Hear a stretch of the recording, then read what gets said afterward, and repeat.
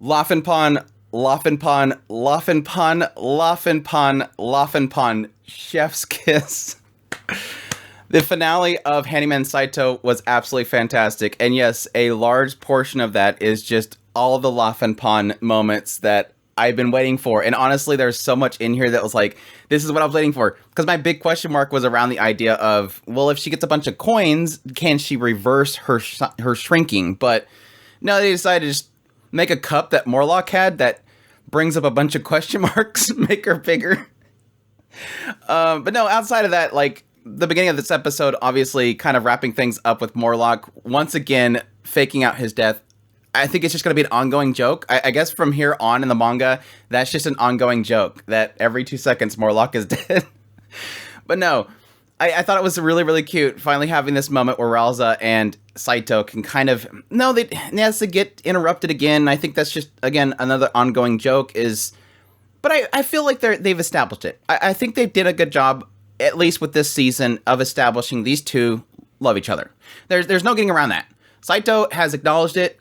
Ralza has acknowledged it. They haven't said it straight out really much, but you know these two are in love. And that's enough for me. Like, I feel satisfied with the ending of this season. It's just like one of those very rare romances. And granted, this is a comedy, but it's a romance and a fantasy that really feels fulfilling. I think they're in a really good position. They love each other. They don't have to have a kid pop out like right now. I'm happy. I'm happy with what I got. The two of them are absolutely adorable together. Seeing Rouse's expression as Saito gets pulled off was just way too cute. But again, most of this episode really hitting that Saito has established a place that he feels comfortable. Opening up the episode, kind of reacquainting us with the idea that, yeah, he feels like he could be replaced at any moment. But now he doesn't feel like he can be replaced. He feels now that more than ever, I can now look for things to do. And I feel satisfied with it. And the whole episode was that. And I think, again, that was probably the big story beat that we do kind of get concluded with this whole season is Saito feels happy here. He feels like everybody needs him. Everybody's asking for him. The whole town is seeking his help. He's even thinking about the idea of opening up a shop itself. And Raul is like, I can sort goods. I can work there too. Don't leave me behind. But it was cute because, again, we're establishing that he is really wanted. And yes, it gets super cheesy at the end. Like, it's super cheesy. Everybody suddenly shows up at the bar and they all need him to do something just to acknowledge the fact that he's met all these people and they all, even the king, even the king shows up. Like, we've never established before that the king knows that Saito is good at, you know, fixing things and stuff. But yet the king shows up like he knows Saito. Like, oh yeah, Saito, you're the one that fixes things. Fix the crown. It was really cute, though. It's comedically kind of establishing this idea of everybody's met. It's a nice wrap-up.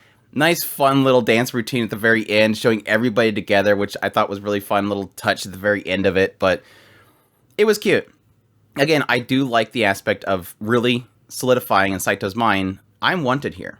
But aside from the mushy, serious stuff in this episode, yeah, quite a few fun skits to kind of wrap things up. And again, a lot of it really felt like it was just kind of playing into what I've been wanting the entire season, which is, yes, Lafanpan. Lafanpan at some point gets like this little cup that Saito finds. I mean, we're finding a random cup and we're going to just cook it just to make her a bath.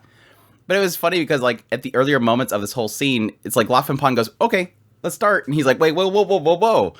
I can't see that. And she's like, oh, it's not a big deal. It's not like I'm an elf or anything. Kind of, I guess, establishing from Lafanpan's perspective that we're different races. Now, granted, she's kind of acknowledging the idea that an elf is a different race than a human, but that's fine. Like, they're close enough genetically that it could work out.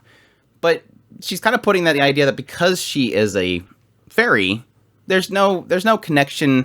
She doesn't see them as the same sort of biological beings that could have some sort of relationship. So she's not embarrassed. Which I thought was kind of odd, because we've kind of already established that because she's this type of fairy, at some point she was human size. But I guess because she's been small for so long, she doesn't see them as equals. But it was cute, though, because it kind of just established this idea that she's okay with it. You shouldn't be embarrassed, and then she just kind of jumps in there. And then, yes, because of the cup, She has to grow full size, which again, it was like, I wanted this. This is exactly what I wanted. No, what I wanted was the fact that she would pay so much that she would get bigger again, and then we could establish that whole thing of her being full size now. It was just a temporary thing, but it was enough for me. And again, the two things that happen here is one, if despite the fact that she is literally trying to put Rauza and him together, despite the fact that she's never really honestly seen Saito as a love interest, because she's now fully grown, she now can see that there's a possibility there. And him protecting her, suddenly she gets the doki doki. It's like, suddenly she's like, why did he look so amazing? And now she's got these feelings for him. But then unfortunately, snap, she's back. And now she's embarrassed by her being without clothes and him seeing her. It was cute. It was super cute. I don't know that it will continue to kind of push that idea further in the manga. I'm really tempted to jump into the source material after this whole show because I just love it. But I don't know if maybe later on they can get back in this idea that, yeah, Lafanpan sort of has feelings for Saito, but it's sort of creating that love triangle finally that they've technically never had. Well, now, granted, it was a love triangle when Gibble showed up, but Gibble's never there.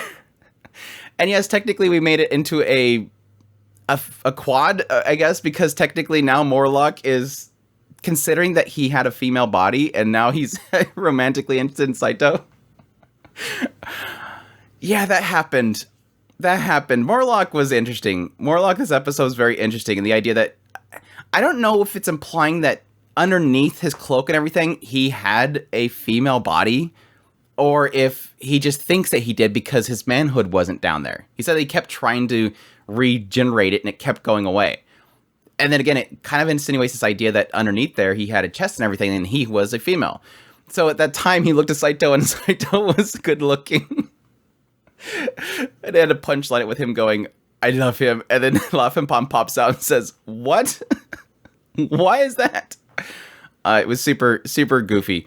But again, yeah, his other whole skit in this whole thing was the cup, which, yeah, when they finally explained that, oh yeah, by the way, this cup, I gotta assume that the cup had magical properties. I assume the cup was removing some sort of curse that was causing Lafanpan to shrink, or it had some sort of temporary effect. Wasn't really going into the realm of it just makes things get bigger, because it made her perfectly human size, so I didn't think that was going to be the case, but it ended up being the case. I'm thankful that Lafanpan didn't end up growing as big as Morlock's unit, because then I would have tons of people on here saying that I like this episode for Lafanpan because she got giant. There's an ongoing joke, for those who don't know, that people think that I love giant characters just because I like one character of Seven Deadly Sins. I've never liked any other giant character after that, but just because that one character, apparently I'm a giant lover. But anyways, yeah, it insinuates that he has this cup, that he has tons of goofy things that nobody understands. But the cup specifically, it doesn't say it, but it was kind of implying that he has it because it makes things grow. And I assumed that the reason that he had a Lafanpan length unit, that it was because of the cup. But no, he literally puts it on there to cover up himself, and it just it shoots out the window. And then Riles, of course, has to yell for Saito to watch out and don't touch it. Oh, it's just, the Morlock unit jokes just never let up. It's like this writer loves talking about Morlock's unit. Now, granted, also likes to talk about how Saito's a half a Lafanpan and how Rauza was going to change him, but then the dwarf stepped in, and the entire time she's saying half a size. It was goofy. It was way fun. Overall, like, everything in this episode was just super fun, super heartwarming, super cute. And yes, Lafanpan chef kiss. It just overall, like, this is a great balanced episode that just left this series on a really, really high note for me. Like, this episode was 10 out of 10 for me. Absolutely adored it. Yes, am I upset that we didn't get a kiss between Rauza and Saito? Yeah, I would have liked that. But at the same time, like I said, they're beyond that at this point. A kiss is just a symbol. Like, their hearts are so freaking doki doki at each other, it's not even funny. But deep down, I think it was such a great episode because, again, it hit so heavy on Saito, establishing that he now is wanted. And that's the big thing. And that now he feels like he wants to seek out to do things. It's so easy when you don't feel wanted, when you don't feel like your skills are appreciated. it's very hard to get motivated to do things or go out of your way to find things to do because you don't feel like it's going to be appreciated.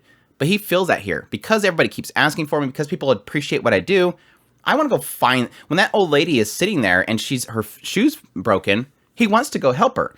If he felt like he wasn't wanted, he wouldn't want to go help fix her shoe because she's probably going to turn and say, well, you wasted my time. It took you too long.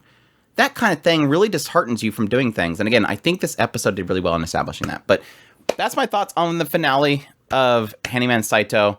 I'm going to miss this series, honestly, especially after this episode. I want more Lafanpan. A lot of it has to do with Naotoyama. For those who don't know, I just adore Naotoyama's voice. And then cute little fairy, pigtails, everything about her super cute. So I loved it. But anyways, that's my thoughts on the finale. I'm getting back into it. If you're new to the channel, make sure that subscribe button to get my content. I do news, reviews, first impressions, top list. If it's anime, it's pretty much here. Additionally, I'll be doing a review of this, hopefully, within a couple of weeks. I don't know. We're getting right into the spring season. It's going to be very difficult to do reviews for the winter, but I might record them and then put them off to the side. But we'll see. We'll see. Additionally, if you like this video, hit that like button down below. Comment. Let me know what you thought of this finale. Additionally, if you want to support the channel more, I have a Patreon link, a tips link, super thanks, and a membership button down below. I greatly appreciate it, but it supports the channel, and y'all take care.